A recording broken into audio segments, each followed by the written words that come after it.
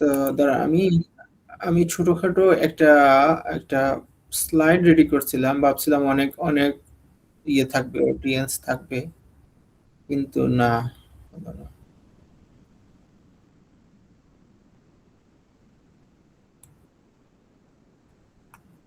দাঁড়ান, এটা কিভাবে এখানে শো করতে হয় আমি এটা করতে পারতেছি না।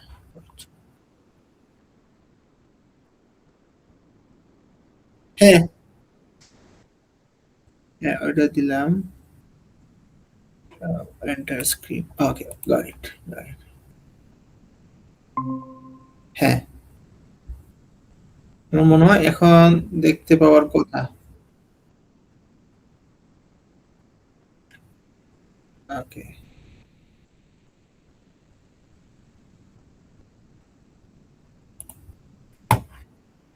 ওকে, got it. So thank you.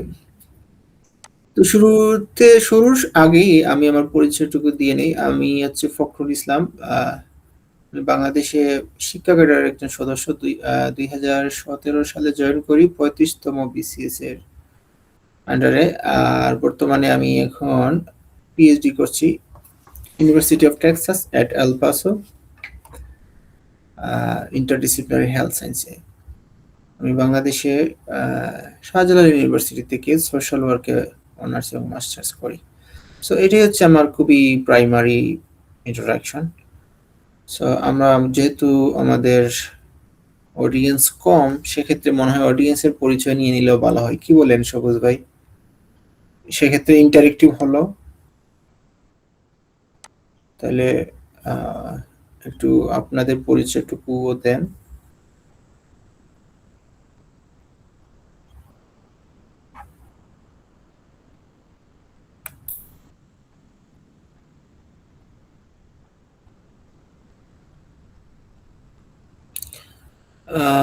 ওনাদের নাম কি জানি,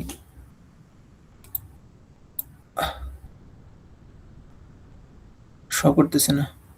আপনারা কি শুনছেন? হ্যালো, আসসালামু আলাইকুম। জি, ইয়েস, ওয়ালাইকুম আসসালাম। আমি তারেক বলছিলাম। আমি আইএলটিএস ট্রেইনার হিসেবে কাজ করছি। ধন্যবাদ। ও আচ্ছা, আচ্ছা, থ্যাংক ইউ। আসসালামু আলাইকুম। আমি অ্যাসিস্ট্যান্ট টিচার হিসেবে আছি গভর্নমেন্ট প্রাইমারি স্কুলে। আমি জাহাঙ্গীরনগর থেকে হিস্ট্রিতে মাস্টার্স করেছি। আর স্কলারশিপের ব্যাপারে আসলে আমি খোঁজ নিচ্ছি বিভিন্নভাবে, বা মানে আমার যেটা সমস্যা হচ্ছে ফিনান্সিয়াল, যে এটা একটা বাধা। আরো কিছু আছে, তারপর আমি একটু জানার জন্য মানে এখানে জয়েন করেছি। Thank you, thank you so much. So thank you. আমরা আহ, একটু আগাই তাহলে। আসসালামু আলাইকুম। আমি সাজির আহমেদ, পড়াশোনা করছি রাজশাহী বিশ্ববিদ্যালয়ের সমাজকর্ম বিভাগে, তৃতীয় বর্ষ, দ্বিতীয় সেমিস্টারে। Nice, interesting, thank you. So আমার কাছে মনে হয় দ্যাটস ইট। সো আমরা শুরু করি, একটু ফাস্ট করব যেহেতু গুগল মিট এটা 45 না 50 মিনিটস এর একটা লিমিটেশন আছে। যাই হোক, সো প্রথমে একটু শুরু করা যাক যে why study in the USA, কেন আপনি ইউএসএ কে আপনার হায়ার এডুকেশনের ডেস্টিনেশন হিসেবে নেবেন। তো নাম্বার ওয়ান হচ্ছে আপনি যখন দেখবেন পৃথিবীর সব ভালো ভালো বিশ্ববিদ্যালয়গুলোর লোকেশন অধিকাংশই কিন্তু ইউএস ইউএস এর। হ্যাঁ, তারপরে হচ্ছে এখানকার research opportunities is much better than any other country of the world. এখানে অনেক বেশি ফান্ড পাওয়া যায় রিসার্চের একটা নেটওয়ার্কিং আছে। তাছাড়া হচ্ছে একটা ওভারঅল এনভায়রনমেন্ট আছে। And then diverse academic programs, that means এখানে আপনার অসংখ্য হাজার হাজার প্রোগ্রাম আছে, যেটা আপনার কাছে মনে হয় ইন্টারেস্টিং সেটা পড়তে পারবেন। একটু একটা ন্যারো একটা বিষয়ের উপরে ওরা পিএইচডি করছে, মাস্টার্স করছে। যদি আপনার পছন্দ হয় আপনি পিক করতে পারেন আপনার পছন্দের সাবজেক্ট। তারপর হচ্ছে ফ্লেক্সিবল কারিকুলাম। আপনি যখন মাস্টার্স করবেন বাংলাদেশে, এখানে এসে যখন পিএইচডি করবেন, সেক্ষেত্রে আপনি বাংলাদেশের সব কোর্সগুলো এখানে ট্রান্সফার করে নিয়ে আসতে পারবেন। সেক্ষেত্রে আপনার কোর্স লোড অনেকটা কমে যাবে। ঠিক আছে। আহ, তাছাড়া আপনারা জানেন নর্থ আমেরিকার ডিগ্রির কদর পুরো ওয়ার্ল্ড ওয়াইড নর্থ আমেরিকার একটা কদর, ডিগ্রির অনেক কদর বাংলাদেশ সহ সর্বত্রই। তো সবাই ইউএসএ বা কানাডা থেকে ডিগ্রি নেওয়ার জন্য মোটামুটি একটা প্রিফারেন্স থাকে। তাছাড়া হচ্ছে আপনি যদি সায়েন্স অ্যান্ড টেকনোলজি ব্যাকগ্রাউন্ডের হন, তাহলে এখানে টেকনোলজিটা অনেক আপডেটেড, অনেক অনেক সমৃদ্ধ ল্যাব পাবেন, অনেক বেশি সুযোগ সুবিধা পাবেন। So those are the primary reason for selecting USA as your destination of the higher education. So this is the structure. আমার কাছে মনে হয় আপনারা এগুলো সম্পর্কে মোটামুটি জানেন। তা আমি ধরে নিচ্ছি যেহেতু এখানে অনেকেই শুরু থেকে শুরু করতে চান, তাই আমি একটু বেসিক ব্যাপারগুলো নিয়ে আসার ট্রাই করেছি। তো দেখেন এখানে 3 ধরনের স্ট্রাকচার আছে। একটা হচ্ছে ব্যাচেলার্স, যেটা 4 বছরের, মাস্টার্স 2 থেকে 3 বছর, 3.5 বছর হয়। পিএইচডি 4 থেকে শুরু হয়, 7, 8, 9 বছরও লাগে। এটা আসলে ডিপেন্ড করে on you, on your professor, on your university. So this is the most important things. কিভাবে আপনি প্রস্তুতি নেবেন? যদি আপনার হাতে সময় থাকে, ধরেন 1.5-2 বছর, সেক্ষেত্রে এগুলো খুবই ভালোভাবে আপনি প্রস্তুতি নিতে পারবেন এগুলোর উপরে। প্রথমত হচ্ছে ইংলিশ প্রফিসিয়েন্সি। এটা আমরা সবাই জানি, যেমন আইএলটিএস, টোফেল। সেক্ষেত্রে অধিকাংশ ইউনিভার্সিটির একটা মিনিমাম ক্রাইটেরিয়া থাকে, যেমন 6.5 আইএলটিএস এর ক্ষেত্রে অধিকাংশ ইউনিভার্সিটি এই রিকোয়ারমেন্ট চায়। সেক্ষেত্রে আপনার কোনো ব্র্যান্ডে যেন 6 এর নিচে না থাকে সেটাও বলে দেয়। সো আমাদেরকে সেই বিষয়ে সচেতন থাকাটা জরুরি। আইএলটিএস এর সাথে সাথে টোফেলও অ্যাকসেপ্ট করে। এটা হোয়াট এভার ইউ ওয়ান্ট, আপনি প্রস্তুতি নিতে থাকেন। তারপর হচ্ছে standardized test, GRE. This is the most difficult step in higher education. So GRE এখন আবার ইদানিং দেখা যাচ্ছে অনেকগুলো ইউনিভার্সিটি ওয়েব করে দিচ্ছে। বিশেষ করে আপনার ব্যাকগ্রাউন্ড যদি সোশ্যাল সায়েন্স কিংবা লিবারেল আর্টস হয়, সেক্ষেত্রে জিআরই মোটামুটি বলা যায় এখানে চায় না খুব একটা। তবে যদি সায়েন্স এন্ড ইঞ্জিনিয়ারিং হয়, then you have to have your GRE score. ঠিক আছে? সো এটার জন্য আপনি প্রস্তুতি অবশ্যই নিতে হবে আগে থেকেই। অন্তত আপনার অ্যাপ্লিকেশন যখন করবেন তার থেকে 1 বছর আগে থেকে প্রস্তুতি নেওয়াটা নিলে ভালো। তারপর হচ্ছে research knowledge and skill. So এখানকার মাস্টার্স বলেন, পিএইচডি বলেন, পুরোটাই হচ্ছে রিসার্চ কেন্দ্রিক। অবশ্যই আপনাকে রিসার্চের কিছু কোঅর্ডিনেটিভ ব্যাপার জেনে আসতে হবে। তার মানে এই না আপনি একজন রিসার্চার হয়ে যে আসবেন, তা না। রিসার্চের বেসিক ব্যাপারগুলো আপনি জানেন কিনা সেটা ওরা দেখে। সেক্ষেত্রে যদি আপনার না থাকে, কিছু এক্সট্রা কারিকুলার অ্যাক্টিভিটিস হিসাবে কিছু কোর্স করে নিতে পারেন। এবং দেখেন এখানে আরেকটা শব্দ আছে স্কিল। রিসার্চ স্কিলটা আসলে কি? বিভিন্ন ধরনের সফটওয়্যার আছে, যেমন ধরেন এসপিএস আছে, ডেটা অ্যানালাইসিস সফটওয়্যার, তারপর হচ্ছে স্টেটা আছে, আর আছে, পাইথন আছে। এগুলো কিন্তু বিভিন্ন ইউনিভার্সিটির কোর্স হিসাবে অফার করে, কিংবা বিভিন্ন অনলাইন প্ল্যাটফর্মে এগুলো অফার করে। আপনারা চাইলে এগুলো শিখতে পারেন। এগুলো এটা যখন আপনার সিভিতে মেনশন করা থাকবে, তখন সিভির ওয়েটটা একটু বেড়ে যায়। তারপরে রিসার্চ এক্সপেরিয়েন্স। শুধু রিসার্চ নলেজ আর স্কিল থাকলেও হয় না, আপনার কিছু রিসার্চ এক্সপেরিয়েন্স থাকাটা জরুরি। সেক্ষেত্রে ধরেন পরামর্শমূলক কথা যদি আমি বলি, ধরেন আপনার সিনিয়র ভাই, জুনিয়র ভাই অথবা ইউনিভার্সিটির টিচার, ঠিক আছে, যে কিনা রিসার্চ করছে, তার সাথে একটু কাজ করতে পারেন, যেন সিভিতে আপনার নামটা মেনশন করতে পারেন। এতে করে আপনার রিসার্চ শেখা হলো, আপনার সিভিতেও একটা স্কিল হিসাবে একটা ইনফরমেশন যোগ হলো। ঠিক আছে? এটা খুবই ইম্পর্টেন্ট। আপনি চাইলেই দেখবেন আশেপাশে অনেকেই রিসার্চ করছে, তাদের সাথে একটু লিয়াজন মেনটেন করতে পারেন কিছু কাজ করলেন। এন্ড দেন ফাইনালি হচ্ছে লিডারশিপ রোল। এখানে শুধু আপনার নলেজ থাকলে হয় না, সাথে সাথে আপনার প্র্যাকটিক্যালি আপনার এই নলেজের উপরে আসলে কি দখল আছে, এটা আর কি। ধরেন আপনি যে বিষয়ে পড়তে চান, সে বিষয়ের কোনো ভলান্টারি কিংবা পেইড, রাইট, ওইরকম কোনো লিডারশিপ রোলে যদি আপনার কোনো ইনভলভমেন্ট থাকে, সেক্ষেত্রে কিন্তু ওরা গুরুত্ব দেবে ভালো। ঠিক আছে? ধরেন আপনি পলিটিক্যাল সায়েন্সের স্টুডেন্ট অথবা সোশ্যাল ওয়ার্কের স্টুডেন্ট, সেক্ষেত্রে সোশ্যাল ওয়ার্ক রিলেটেড বিভিন্ন ভলান্টারি কাজ বাংলাদেশে হয়ে থাকে, অথবা যদি পেইডও হয় অসুবিধা নেই, সেটাকে আপনার সিভিতে মেনশন করাটা অনেক বেশি গুরুত্বপূর্ণ, কারণ ওরা এগুলোকে গুরুত্ব দেয় বেশি। আমি একটু ফাস্ট যাচ্ছি, অসুবিধা হচ্ছে না তো?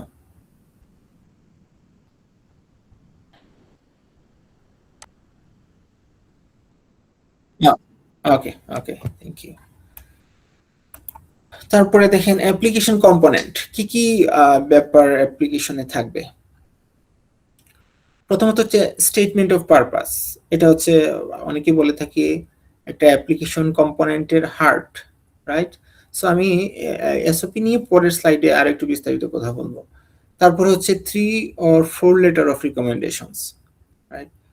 সো আমার মনে হয় এটা নিয়ে একটু পরে আলাদাভাবে কথা বলবো। তারপরে ট্রান্সক্রিপ্ট, আপনার ট্রান্সক্রিপ্ট যদি বাংলাতে থাকে অবশ্যই ইংরেজিতে অনুবাদ করে নিতে হবে এবং সেটাকে নোটারাইজ করতে হবে।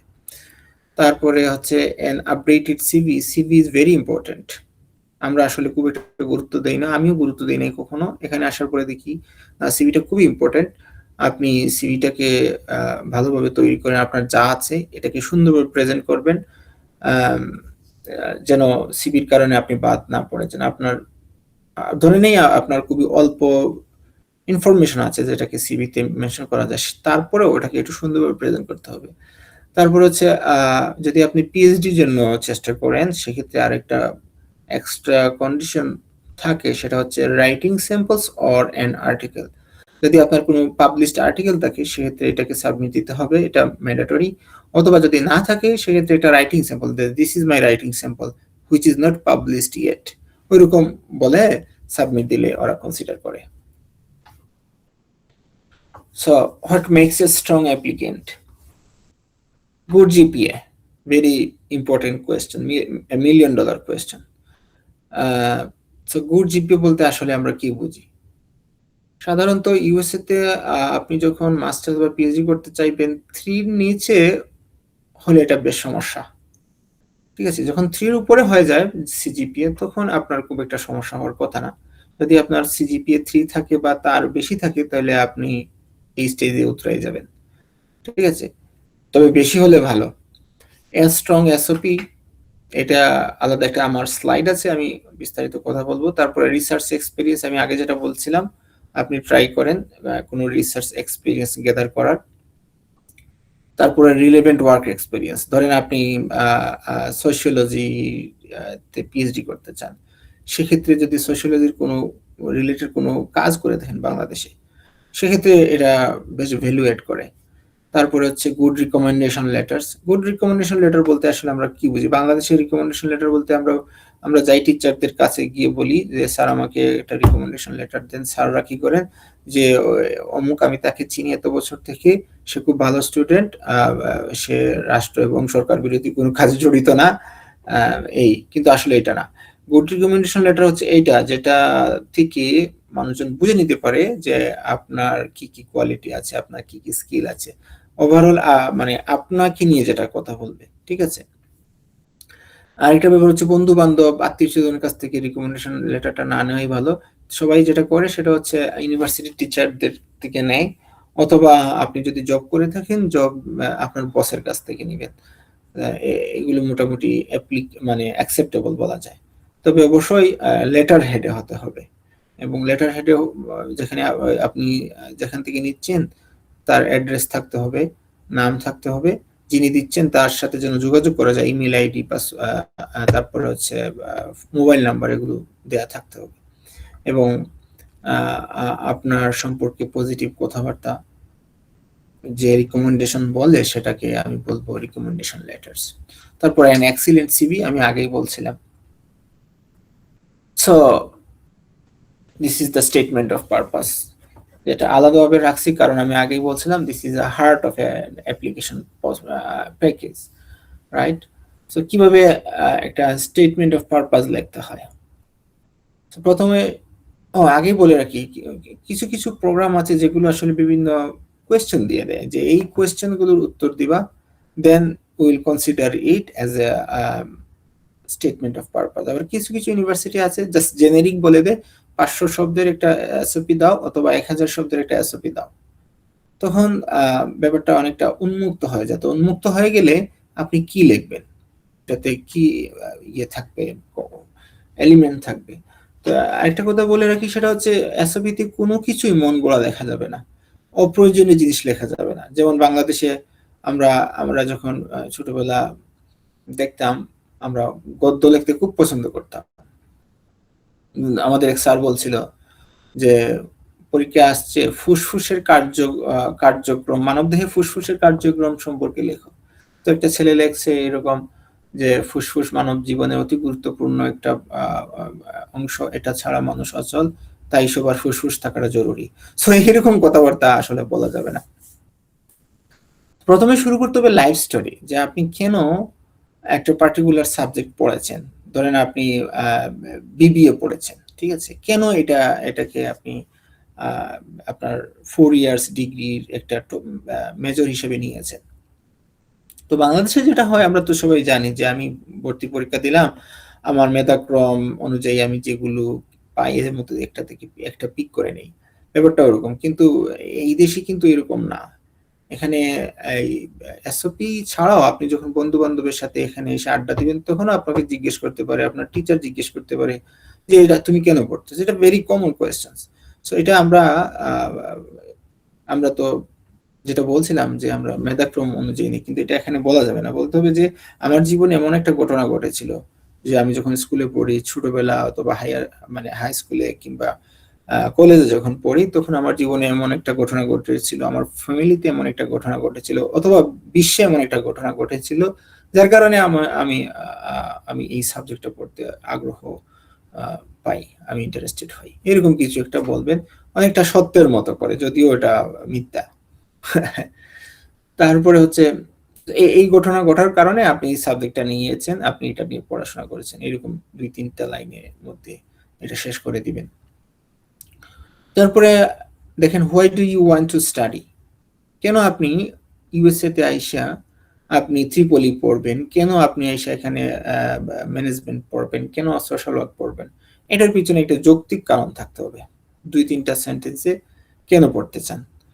হ্যাঁ, তারপরে হচ্ছে এটা পড়ার পরে আপনি এটাতে কি করবেন, আপনার what is your professional goal. So এটা আমরা ধরেন আপনি পড়লেন ইংলিশে, কিন্তু ইংলিশে পড়ার পরে আপনি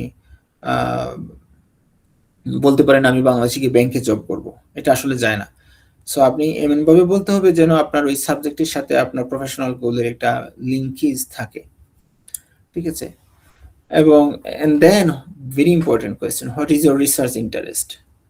আপনার এখন থেকে ফিক্স করে নিতে হবে যে আপনার সাবজেক্টের কমন রিসার্চ কোন কোন বিষয়ে হয় আসলে। তো এর মধ্যে থেকে একটা পিক করে নেবেন, কখনো 2টা নেবেন না, ঠিক আছে। তো একটা পিক যে আপনি এই বিষয়ের উপর রিসার্চ করতে চান, খুবই স্ট্রেট কাট কথা বলতে হবে, কোনো ঘুরিয়ে পেঁচিয়ে না, কোনো অতিরিক্ত শব্দ না, অতিরিক্ত সেন্টেন্স না। রিসার্চ ইন্টারেস্ট কি হবে সেটা বলতে হবে, এবং এটার পিছনে কি কারণে আপনি এই রিসার্চ ইন্টারেস্ট, মানে এই টপিকটা আপনার রিসার্চ ইন্টারেস্ট, সেটাও বলতে হবে। তারপরে আপনার যদি কোনো রিসার্চ এক্সপিরিয়েন্স থাকে সেটা মেনশন করবেন। এন্ড ফাইনালি আপনার পার্সোনাল স্ট্রেংথ এবং উইকনেস কি আছে। যেমন পিএইচডি অথবা মাস্টার্স বা এখানকার ওভারঅল পড়াশোনা খুবই হেক্টিক, রাইট। সো আপনার স্ট্রেংথ গুলো এভাবে বলবেন যেন এখানকার এই যে হেক্টিক পরিবেশের সাথে আপনি পার পেয়ে যাবেন, এখানকার পরিবেশের সাথে আপনি অ্যাডজাস্ট করে নিতে পারেন, এরকম কিছু একটা।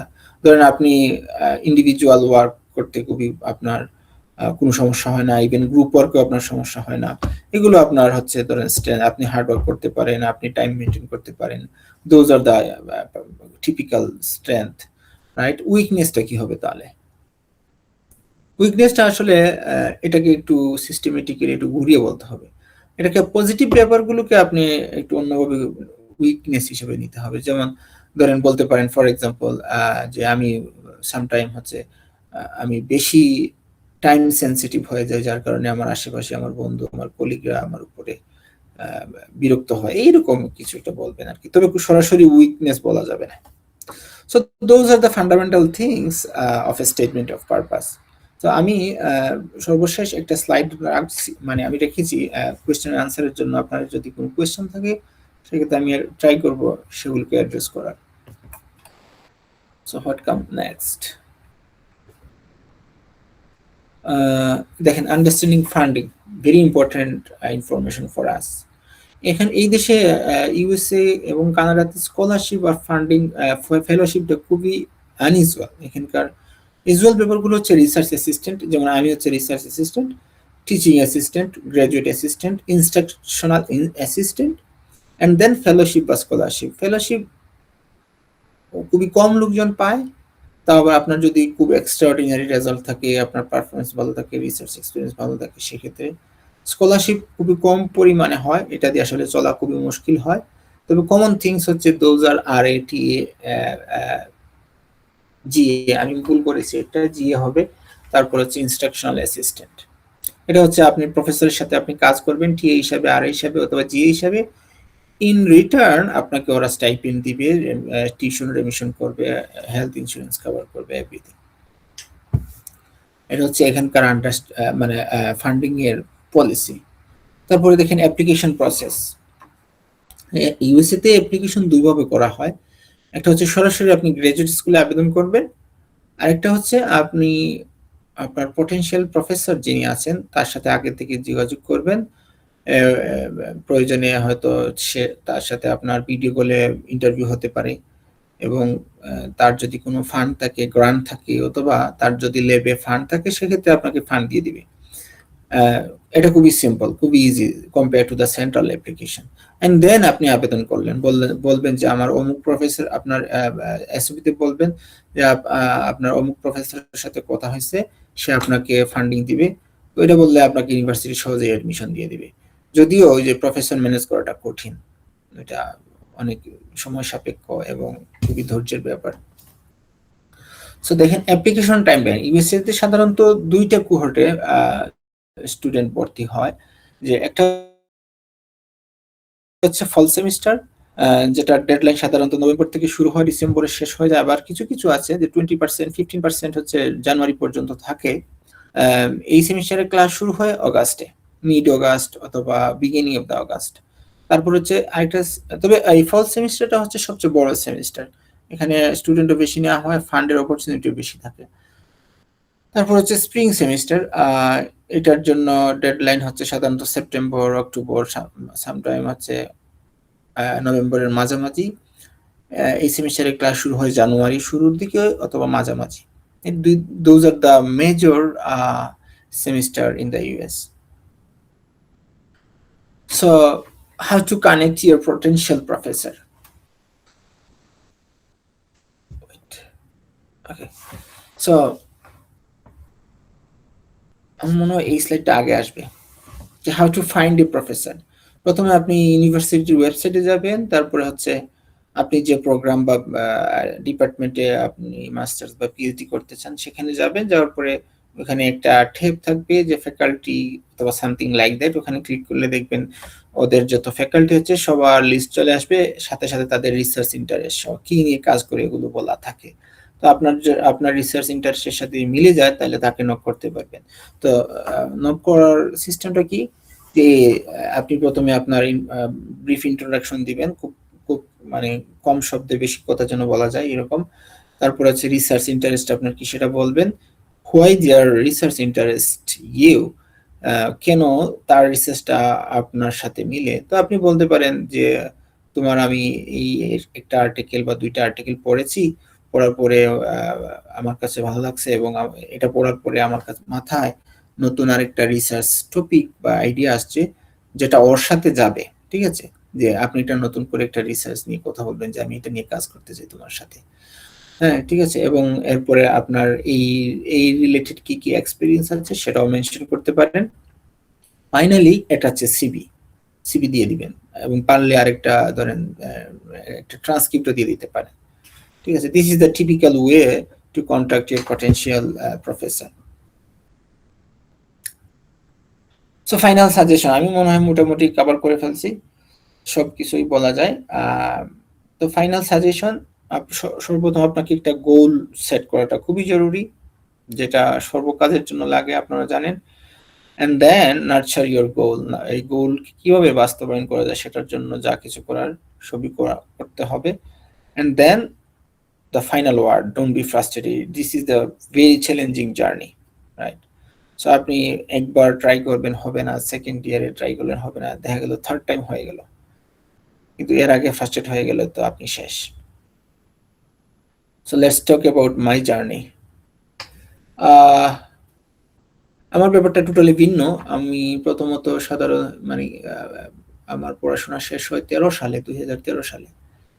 তারপরে আমি কখনোই বিদেশের জন্য প্ল্যান করি নাই সত্যি কথা। কারণ আমার সিজিপিএ ছিল কম। আমার বন্ধু-বান্ধব যারাই বিদেশে ওই সময় যাইতো, কারণ শাহজালাল ইউনিভার্সিটি থেকে যারা মাস্টার্স বা অনার্স পড়তো অধিকাংশই বিদেশের জন্য আগে থেকেই ওরা ঠিক করে রাখতো, তাই চলেও যেত। তো আমি মানে চিন্তা করলাম যে এগুলো আসলে আমার জন্য না, আমার রেজাল্ট খারাপ। তো এইসব করতে করতে বাদই দিয়ে দিলাম, সরকারি চাকরি নিলাম। পরে দেখলাম যে না, আমার রেজাল্ট নিয়ে, আমার মতো রেজাল্ট নিয়ে লোকজন যাচ্ছে। তো ফার্স্ট টাইম আবেদন করি just as a test case. কোথাও অ্যাডমিশন হয়েছে কিন্তু কোথাও ফান্ড পাই নাই। পরের বার একটু ভালোভাবে দেই, সেইবারও অ্যাডমিশন হয়েছে, কোথাও ফান্ড পাই নাই। থার্ড টাইম আর একটু ভালোভাবে করি, আবেদন করি অনেকগুলো ইউনিভার্সিটিতে, সেক্ষেত্রে আবার টোটালি ভিন্ন রেজাল্ট আমি পাই। বেশ কয়েকটা জায়গা থেকে ভালো খবর পাই, পিএইচডির অফার পাই, কানাডার থেকেও আমি অ্যাডমিশন পাই ফান্ডিং সহ। এমনকি ইউরোপের একটা প্রেস্টিজিয়াস স্কলারশিপ আছে ইরাসমাস মুন্ডাস, সেখানেও আমি মনোনীত হই। এবং আমি বর্তমান যে প্রোগ্রামটাতে আছি সেটা ছাড়াও ইউএস এর বেশ কয়েকটা স্কুল থেকে আমার মাস্টার্সে এবং পিএইচডিতে অ্যাডমিশন হয়। So in the third year of my try, so that's all about the USA higher education. এবং ফাইনালি আমার কন্ট্যাক্ট অ্যাড্রেসটা এখানে রেখেছি, যদি আপনার কোনো ধরেন আপনার এসওপিটা মনে করেন যে একটু রিভিউ করা দরকার, আপনি আমার কাছে দিতে পারেন, আমি করে দিতে পারি। অথবা ধরেন আপনার সিভিটা কেউ একজন রিভিউ করে দেওয়া দরকার, সেক্ষেত্রে আমি করে দিতে পারি।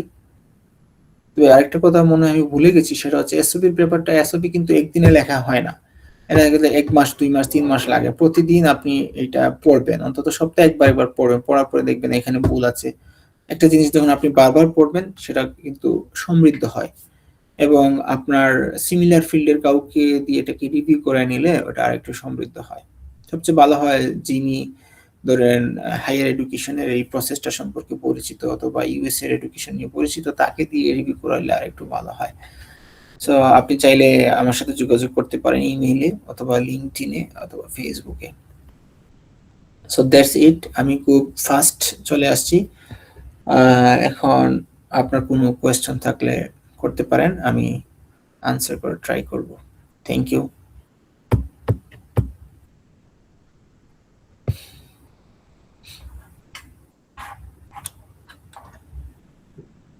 একটা কোশ্চেন ছিল। জি অবশ্যই। আচ্ছা, সিভিটা কি ওয়ান পেজ সিভি সাবমিট করতে হবে? আবার বলেন ভাই। সিভিটা কি ওয়ান পেজের হইতে হবে, ওয়ান পেজ সিভি?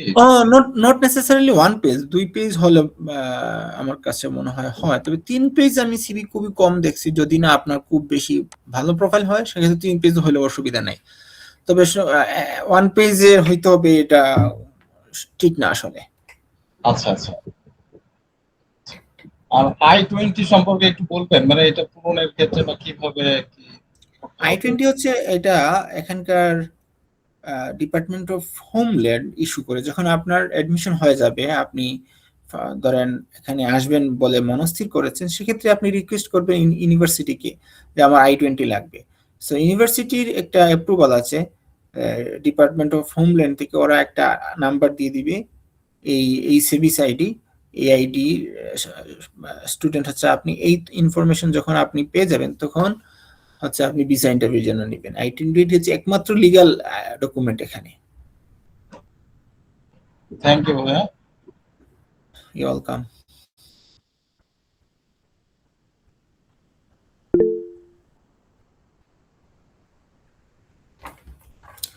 সো আর কেউ কোনো প্রশ্ন করতে চাইলে করতে পারেন। সাজির ভাই দেখতেছি আমি হাত উঠাইছেন, আপনি কিছু বলতে চাইলে জি, বলেন। আমি আসলে একটু স্পেসিফিক হতে যাচ্ছিলাম যে সোশ্যাল ওয়ার্ক থেকে আসলে কি ধরনের সুযোগ আছে? সুযোগ আসলে এখানে আমি যদি ওভারঅল কথা বলি, সেটা হচ্ছে ইউএসএ তে সবচেয়ে বেশি সুযোগ আছে আপনার সায়েন্স এন্ড ইঞ্জিনিয়ারিং টেকনোলজি, যেখানে আপনার মিনিমাম একটা কোয়ালিফিকেশন থাকলে এখানে ফান্ড টান পাওয়া সহজ। এরপরে হচ্ছে লিবারেল আর্টসের কিছু সুযোগ সুবিধা আছে।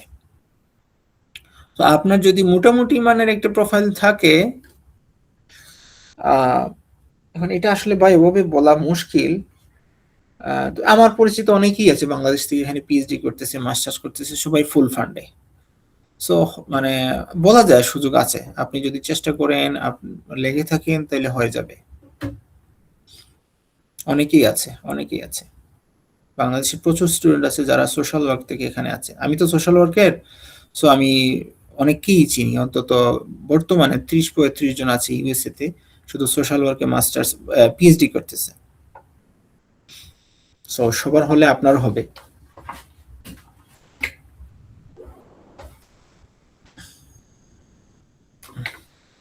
Any other question? স্যার আমার একটা বিষয় জানার ছিল, সেটা হচ্ছে আমি অ্যানিমাল সায়েন্স থেকে অনার্স মাস্টার্স কমপ্লিট করেছি এবং আমার সিজিপিএ দুটাতে 3.8 আপ আছে। এখন আমি আইএলটিএস প্রিপারেশন নিতে যাচ্ছি, সেক্ষেত্রে আমি কিভাবে শুরু করতে পারি? অ্যানিমেল সায়েন্স আপনার জন্য তো রাস্তাটা অনেক সহজ। এই দেশে আগেই বললাম যে সায়েন্স, টেকনোলজি এবং ইঞ্জিনিয়ারিং এর সাবজেক্টগুলো অনেক কদর, সেই কারণে এখানে ফান্ডিং অপরচুনিটিও বেশি। আইএলটিএস এর ব্যাপারটা টোটালি ডিফারেন্ট ব্যাপার। আপনি কেমব্রিজের যে সিরিজ আছে, ধরেন 7 বা 8 থেকে শুরু করে, ধরেন সর্বশেষ এখন কত বের হয়েছে আমি জানি না, 18 বা 19 হতে পারে, সবগুলো এখন প্র্যাকটিস। 21, রিসেন্টলি 21 বের হয়েছে। ও আচ্ছা, আমি যখন আসি তখন 17 ছিল। 21, তো আপনি 8 থেকে শুরু করে 21 পর্যন্ত কভার করতে পারেন। আমার কাছে মনে হয় those are the Bible of IELTS. এছাড়া হচ্ছে আপনি লিসেনিং এর জন্য আলাদা কোনো কিছু প্র্যাকটিস করতে পারেন, ধরেন পডকাস্ট শুনতে পারেন। তারপরে ধরেন মোস্ট ইম্পর্টেন্ট থিংস হচ্ছে ইউটিউবে কিছু চ্যানেল আছে, আপনি ওগুলো ফলো করতে পারেন রিডিং এর জন্য। তারপরে হচ্ছে সবকিছুই ওরা কভার করে, ঠিক আছে। তবে হচ্ছে কেমব্রিজের সিরিজটা হচ্ছে ভেরি ইম্পর্টেন্ট। আর বেশি বেশি করে মক টেস্ট দিবেন। আপনি যত বেশি মক টেস্ট দিবেন, আপনার স্কোর বাড়ার সম্ভাবনা তত বেশি। স্যার কোচিং করার কোনো প্রয়োজন আছে কিনা, নাকি শুধুমাত্র ক্যামব্রিজ পড়লে এটাই এনাফ? আমার মনে হয় না আপনার যে এখন যে লেভেল, এই লেভেলের লোকজন আসলে কোচিং করাটা খুব জরুরি না আমার কাছে মনে হয়। কারণ হচ্ছে কোচিং এ আপনাকে তো আর ওই স্কিলটা শিখাইতে পারবে না। আইএলটিএস হচ্ছে পুরোটা একটা স্কিল, এটা ইংলিশ ল্যাঙ্গুয়েজটা পুরোটা একটা স্কিলটা আপনি নিজেই প্র্যাকটিস করতে পারেন। শুধু হচ্ছে কিভাবে প্র্যাকটিস করবেন সেটা কোচিং সেন্টার দেখাই দেয়। সো এই জিনিসটা তো আপনি করতে পারেন, আপনি ইউটিউব ঘাটাঘাটি করেন, কেমব্রিজ পড়েন, অথবা অনেক ধরনের এখন আছে, মেটেরিয়ালস আছে। দরকার নাই, আপনি কেমব্রিজটা পড়েন, ইউটিউবের 2-1টা চ্যানেল ফলো করেন, this enough. Thank you sir. Welcome.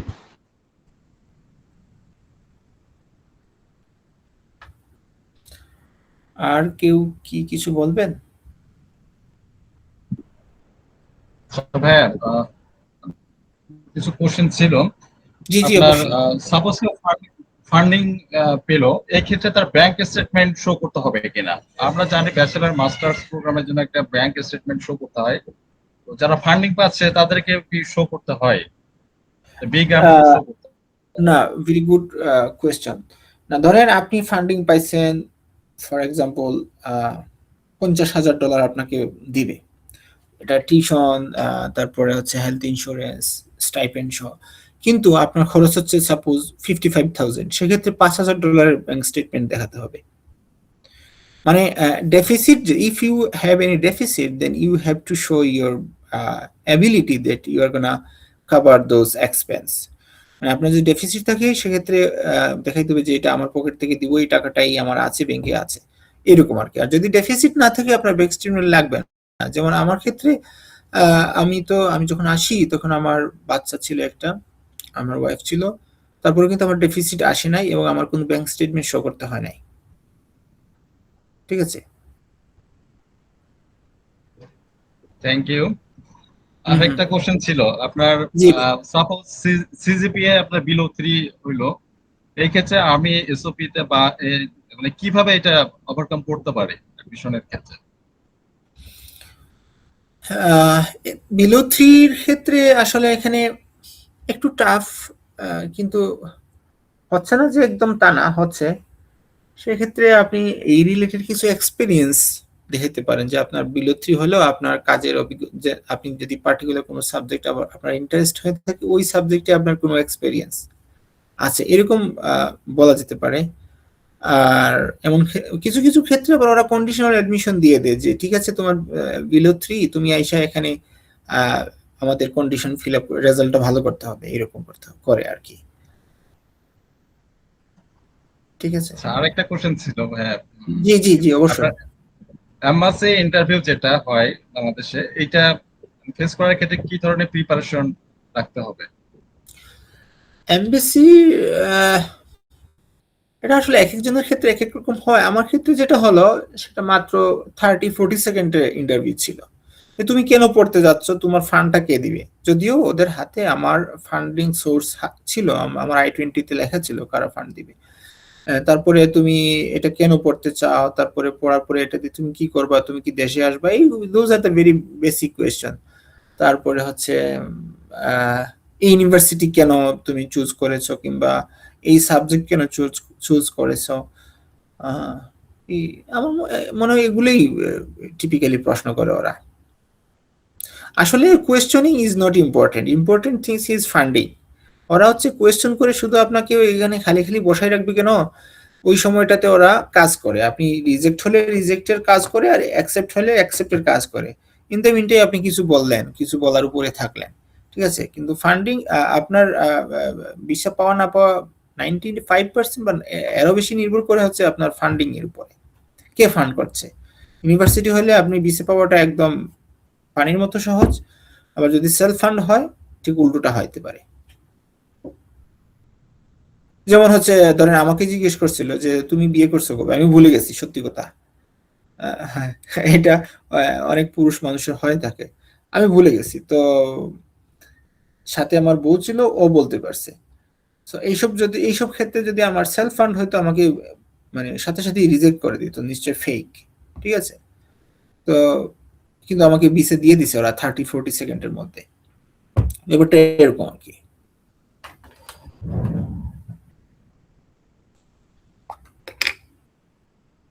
আর কিছু বলবেন? আরেকটা কোশ্চেন ছিল ভাইয়া, আমি আসলে অনেকগুলো কোশ্চেন করে ফেলছি আপনাকে। না না না, sure, you are more welcome. আচ্ছা, অনেক সময় দেখা যায় বাংলাদেশে আপনার ব্যাংক সাপোর্ট গুলো বিভিন্ন ব্যাংক থেকে দিয়ে থাকে, হ্যাঁ যেটা হ্যাঁ। হচ্ছে এটা কতটুকু রেলিভেন্ট, বা এটা নিলে ভিসার রিজেকশনের চান্স কেমন থাকে, বা ভিসা হয় কিনা, আসলে এটা একটু জানা ছিল। এটা আসলে একটু কঠিন বলাটা, কারণ হচ্ছে এটা কমপ্লিটলি নির্ভর করে ওই ভিসা অফিসারের উপরে। তার কাছে ধরেন আপনি মানে খুব অথেন্টিক ব্যাংক, আপনার স্টেটমেন্ট দেখাইছেন, আপনার নিজের টাকা অথবা আপনার বাবার টাকা, কিন্তু যদি এটা আপনার ওই ভিসা অফিসারের কাছে মনে হয় যে না, এটা অথেন্টিক না, সেক্ষেত্রে ইউ মাইট বি রিজেক্টেড। আবার ধরেন আপনি ব্যাংক থেকে নিছেন, ঠিক আছে, তার কাছে অথেন্টিক মনে হয়েছে, তো then you might be accepted. তো ব্যাপারটা ওরকম আর কি। এটা আসলে বলাটা খুবই মুশকিল। It completely depends on that particular visa officer. Thank you ভাইয়া, থ্যাংক ইউ সো মাচ। হ্যাঁ, ইউ আর ওয়েলকাম।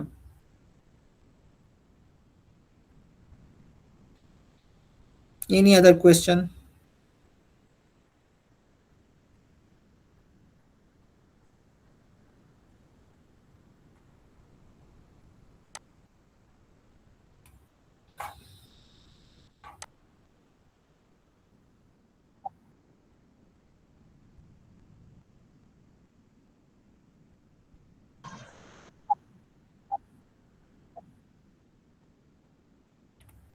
আমার টিপস যা ছিল ভাই, আমি তো সবকিছুই স্লাইডে ইনকর্পোরেট করার ট্রাই করছি।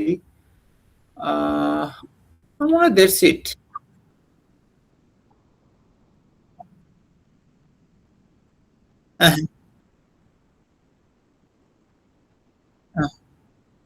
ঠিক আছে ভাই, থ্যাংক ইউ।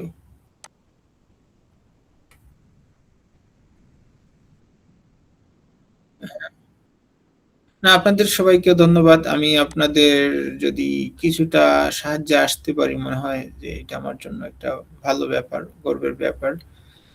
কারণ হচ্ছে আমি এই পর্যন্ত আসছি, অনেকের সাহায্য নিয়েছি। তো আমি ট্রাই করতেছি ইন রিটার্ন কিছু দেয়ার আমার দেশের মানুষকে, আমার কমিউনিটির লোকজনকে। আহ, হ্যাঁ, সেটাই আরকি। হ্যাঁ, সেটাই আরকি। এইজন্যই মূলত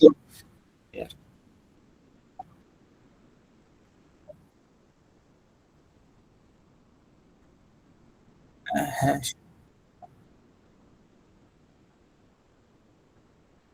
সেটাই।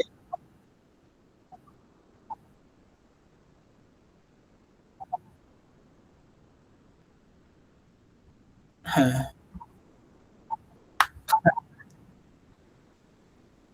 সেটাই আরকি। সো আমার এই এই ভিডিও বা প্রেজেন্টেশন থেকে যদি একজনও একটু উপকৃত হয়, তাতেই আমি হ্যাঁ, সেটাই।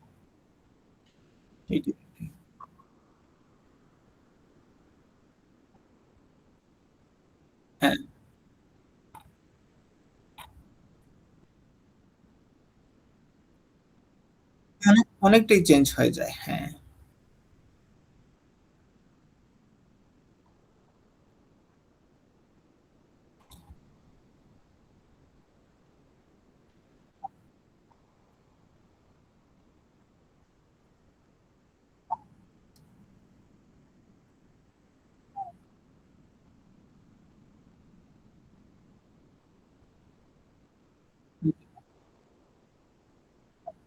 হুম, হুম।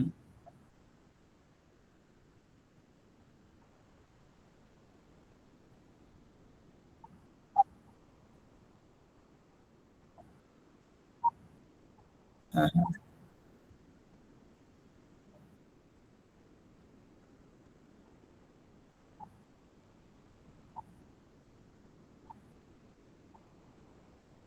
জি ভাই, থ্যাংক ইউ, থ্যাংক ইউ। ভালো থাকবেন আপনারাও।